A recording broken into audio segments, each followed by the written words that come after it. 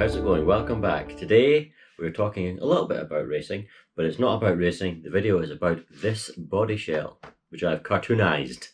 But we're going to start with this one. So, a few months ago, quite recently, Totally Average Paint Jobs painted me this Mika Hakkinen Tribute body shell for my GT12 race car, my Schumacher Atom 2. And he did a cracking job. I'm a big fan of Mika Hakkinen, my second favourite F1 driver of all time behind Michael Schumacher. I used to love those two battling on track. It was incredible. It was one of the highlights of Formula 1 for me. You know, Formula 1's not the same anymore. Anyway, here we are, Mika Hakkinen Tribute. This is a Bitty Design 720. And, you know, it looks really nice. However, slight miscalculation. In case you didn't notice, it's a McLaren. In fact, these are all McLarens. It's not like I'm a big fan of McLaren road cars, it's just they seem to be the cars that everybody uses nowadays. Anyway, hence the McLaren West paint job from 1999 in the certain rounds where you couldn't use West branding because you can use cigarette sponsorship, so they put Mika on the side of the car. Anyway, so Mika Hakkinen Tribute, and it looks great. Unfortunately, slight miscalculation from my side, when I ordered it, I didn't think too much that the car would be difficult to see because it's quite dark and our track, the carpet, is dark and it kind of blended in and people didn't really see it coming. They referred to it as the stealth car. I used it for 2 weeks and then a marshal stood on it. So it's all split all the way along there. So I was a bit upset, not upset, but annoyed. You know, it's a shame because it was a nice paint job done by Totally Average Paint Jobs, and now, I mean, at least it looks good enough still that you could use it as a bit of a shelf queen sitting there. It looked good, so that's fine. So I went on to this.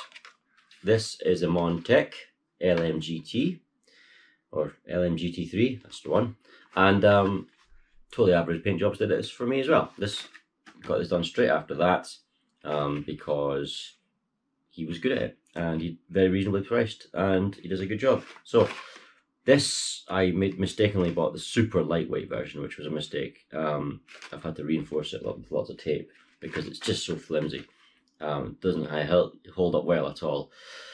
Anyway, so this was recent as well, only a few weeks old.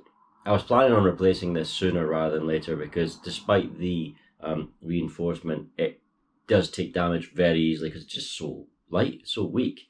Especially on these sort of support things at the front. It's hard because they stick forward, and it's hard to reinforce them from the back.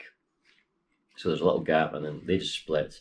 And I mean, you can see. I mean, look how flexible that is. I mean, it's unbelievable how flexible that is. It's so weak. Anyway, I made a joke with not only the subscribers on this YouTube channel, but also on the MS UK forum that at least I've gone for something nice and bright now. It shouldn't get stood on by another marshal. Until not last night, until the last race session on Friday, this is Sunday as I'm recording it, it got stood on by another marshal. I was planning on replacing it anyway because of how feeble it was, how light it was, but also, I mean, look, it's unreal. I'm not putting any effort in that whatsoever. Also, this is a more aggressive body shell than I particularly like. It's all front end and the balance is not great. It's all shifted forward. So I was thinking about replacing it anyway, but this is definitely, you know, it's put an end to this one. This has put pays to this one, unfortunately. I've had to use Gorilla Tape there. The body post came straight through. It's split all the way along where that yellow paint is. All the way along there. It's completely split. Split on the arches in several places, both arches. So the body is destroyed now. I mean, you could run it, but it was sitting all crooked. Unfortunately, the chassis was damaged this time. I don't think the chassis was damaged at all. The car was damaged at all with this incident. With this one, it was a horrible, sickening crunch. The kingpins are bent. The plastic uprights that hold the camber strap on are all, well, not all of them, the ones on the right-hand side are bent because that's where he stood. Not ideal. I had to order a lot of parts. It might not be here by the time Friday comes, but we'll see. And this happened. It was a shame because it was going so well. I won the first 2 races, and then on the 3rd race, got stood on. And after that, both that and the final, the car was evil to drive. It was so just wicked. Just difficult to drive. It was still quick, and I actually got into the lead on the final. It's a shame because I was just, I mean, I was like half a second off being third in the A final qualifying. But then the third race came and it got stood on, and everybody else improved, and dropped to second in the B because they all improved. Started second. I actually dropped to last after a couple of incidents. Got back all the way up to first again, but it was so hard work, such hard work that I ended up just, I couldn't hold it. Crashed a few times, came fourth. But the car was just nasty. So I did want to go back to a Fat Bodies GTM. Now the reason I put this one out is this is a Fat Bodies GTM. This is the third body shell I ran on my GT12 car, my Schumacher Atom 2. So I've had this one longer than these two. And this is the car I've used, or the shell I've used longer than any other shell for this car. Because the Fat Bodies, the balance is beautiful, beautifully balanced. Center of gravity or whatever it is, center of gravity is kind of height wise, but you know what I'm saying. It's right bang smack in the middle. There's like a weight distribution in your car, right near 50-50. It's just so predictable, so balanced, and nice to drive. It's not heavy, but it's, and this has got a couple of cracks now because it's had an absolute beating. I used this for about a year and a half, but it's tough enough. You know, it's nothing like that. So I've actually ordered two of these. One which is this, which I want to paint myself. Another one which I want professionally done, this time by Shark Fat RC Customs. He is the one that did the Castrol Porsche livery I first started with, and also the Lamborghini Bitty Design Agata. Now I've got to do a shout out to RC Hobby Shed because I know the cartoon or cartoonized or anime or whatever body shells are currently all the rage in airbrushing forums and such. I didn't know they exist. I'm not on any airbrushing forums. I actually, until a week ago, had no idea this thing happened. This was a thing that people did. But I saw the video by RC Hobby Shed, and he did I saw the thumbnail, I thought, wow, that looks spectacular. And it was weird because he'd be standing there talking to the camera with his car in front of him, and it almost looked like someone had pasted a JPEG in front of him because it was so different to the realistic background. It was bizarre. So I was like, I need to try that. And it was a brilliant video. I'll put a link below to RC Hobby Shed's video. It's basically a tutorial. It shows you how to start to finish. It's the only video I've ever seen on this sort of stuff, on this cartoonizing. And I just took inspiration directly from him. I also love how Australian he is. He's so Australian. And I was looking at it while I was just doing the details and stuff. And I thought, wow, that looks fantastic. Meanwhile, he's like, it's not too bad. It just tickles me. I was never going to get as good an effect as he did because he's obviously a good painter and he was using airbrushing. I'm not that great at painting, and I had Tamiya rattle cans, and I'll put which colours in the link below because I know inevitably people ask these questions. But I did use the same Uni Posca pens that he did. I wish he'd recommended cheaper pens because those things cost an absolute fortune. I think it was like £35 for a set of 16 pens. I only needed 3 or 4 of them, but to get those 3 or 4 colours, I had to buy a box, and the shop didn't have them individually. And yeah, anyway, good. So what he did was use a slightly darker yellow around the extremities and hard edges. So along the bottom, along the edge of the roof line, along the bottom of the bumper, along top of the bonnet, you know, just any sort of hard edge you would use a little bit. And I tried to do that. Now here's my first mistake. I did 2 layers of the darker yellow. It was too much. You can only just see it slightly lighter there on the bonnet and a little bit over the roof, more on the spoiler, but it almost looks, I mean, it's a bit, you can see there's layers to it, but you can't really tell that it's being 2 different colours. So do one, if you're going to do a rattle can and you want the same sort of effect as him, do 1 layer of that darker yellow, not 2. So that would allow, you know, it'd be brighter overall, but you know, down the middle of the bonnet, down the middle of the card, along the sides, you would see it lighter and you'd see the sort of slightly different layers better. But that's just a lesson learned. But yeah, I mean, it was fun to do. He said it was easy and quick. I fully disagree. This took me 2 solid days, but he's better than I am at it. So, you know, whatever. Yeah, it's a really fun effect and you can go nuts with it. Weighs a lot. The reason I picked this body shell is because the Fat Bodies GTM is cheap to buy. It's only £16. Touring car body shells are usually closer to 30 odd. Even some of the other GT12 cars like the Bitty Designs and the Montex are mid to high £20, £16. That'd be great, no worries, and then I can paint it up and see what sort of job I've done. It is heavier. I mean, there's a lot of layers of paint on this, a lot. So it weighs more considerably, noticeably, than this, which is the same body shell. So some of you might be thinking, Mike, are you actually going to use this cartoonized, heavier body shell on your GT12 car to race? And to those people I say, don't be silly. Of course I am. I mean, of course I am.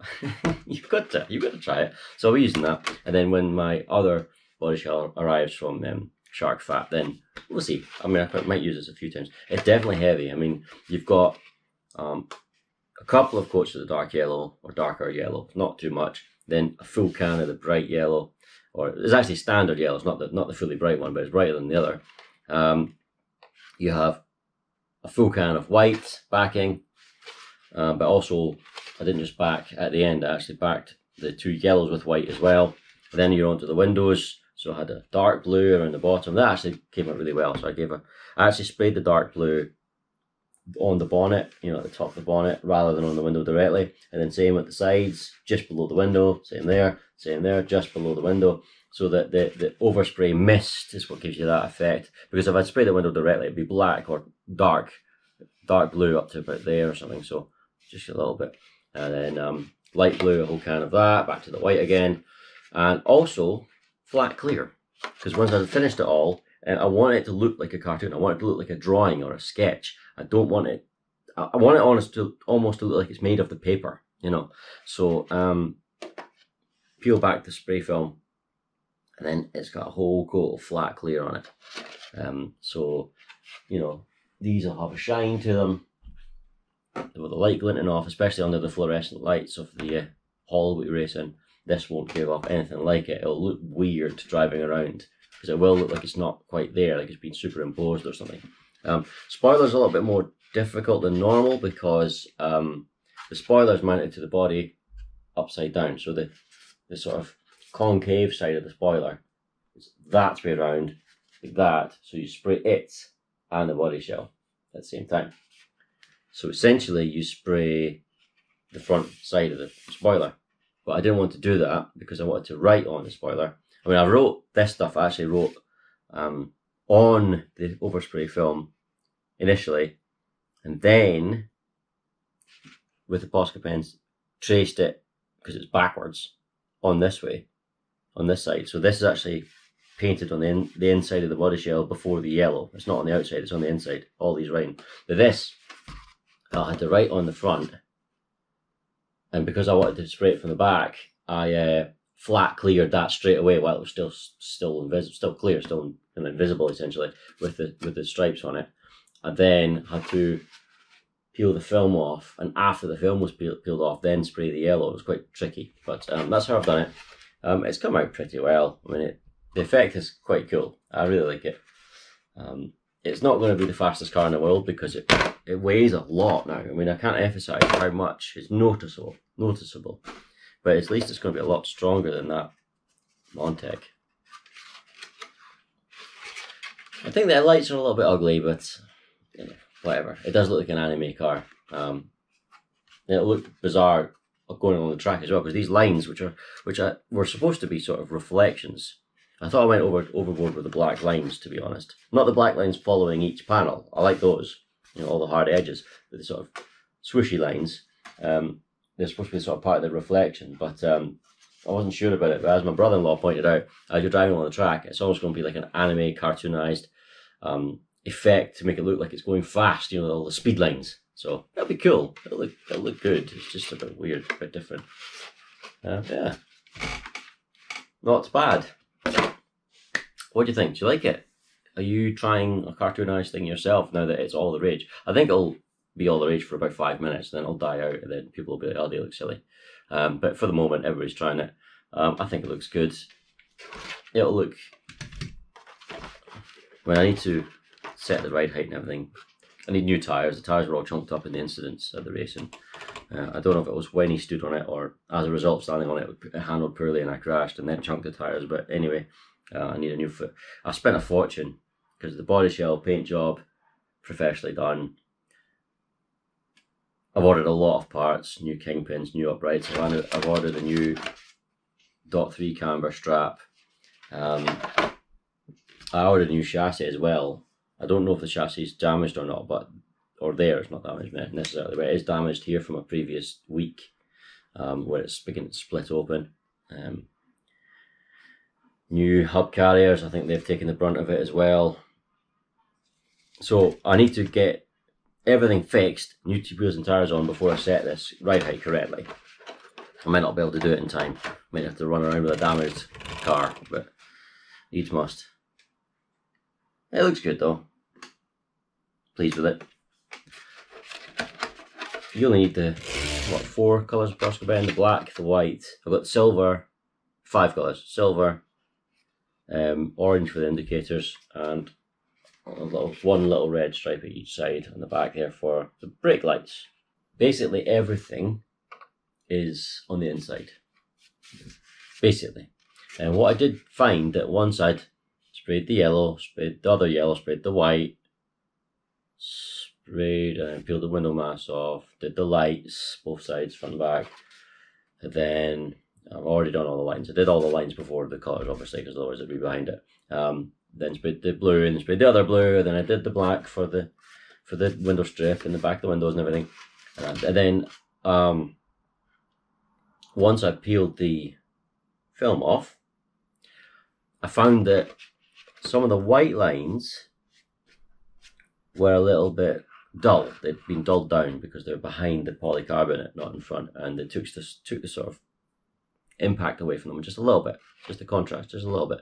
So what I did, now most of the white is still, it's on the inside. So what I did is I retraced over the same white lines. So the white is essentially 2 layers, one below the shell and one above the shell. But then they then sprayed the flat clear over the top of them, so they're all behind the flat clear. So they're still behind the paint. It's just that some of them are above the polycarbonate, if that makes sense. So that's how you get the sort of bright effect. Yeah, it's cool. It is cool. It's going to look weird on the track, but that's the entire point of it. And that's it, really. Just go a bit mental. The balancing act for me was, you want it to be free sketch feeling. So you don't want the lines to be perfect. You want them to be varied and a bit wiggly, and you can see it. You can see it. It is like a rough sketch. But if you try too hard to make it look like a rough sketch, it'll look like you've tried too hard to make it look like a rough sketch. I've seen some thumbnails come up on YouTube. I haven't watched them, of other people trying it. And just from the thumbnail alone, it's not as good as the one that RC Hobby Shed did, because this guy's clearly gone, oh, I'm going to make it really wiggly. And you can tell he's tried to make it really wiggly. You want to try and strike that balancing act, I think. Yeah, and that balancing act is something I think I did okay with. So there we are. Not bad at all. And fun to do. So yeah, good nuts. Don't forget to drop into RC Hobby Shed's video and give him a good comment, a thumbs up, or a thank you, or whatever it is, especially if you try it, because yeah, it looks really cool. Not mine so much, but his. Thank you for watching. Take care, and I'll see you later. Bye bye.